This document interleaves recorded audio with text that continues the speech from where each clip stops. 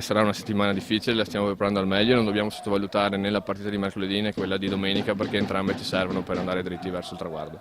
David Savio è l'autore di 2 dei 7 gol che domenica hanno visto i giallorossi stracciare al mercante l'Arsier. Archiviato il match casalingo però, l'attenzione ora va su una settimana molto intensa. Mercoledì la partita di Coppa Veneto, gara secca contro il Real San Zeno Arzignano, domenica contro l'Ostica Sandrigo. Lì anche una palla da fermo, un'occasione può influenzare la partita, quindi noi dobbiamo essere ancora più attenti di tutte le partite che abbiamo giocato. Insomma, gli uomini di Mister Maino sono carichi più che mai e continuano a dimostrare voglia di vincere, voglia di fare punti.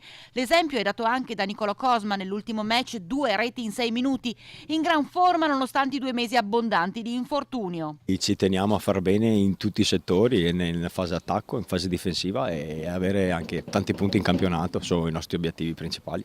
Appuntamento allora mercoledì 30 gennaio. Mister Francesco Maino sa chi dovranno affrontare i suoi. Ci hanno descritto questa squadra, sebbene che viaggia a medio-bassa classifica nel girone dove giocano loro, è una bella squadra, una squadra di prima categoria, hanno fatto parecchi gol, sono molto bravi davanti. Al mercante fischio d'inizio alle 20 e ancora una volta forza Bassano.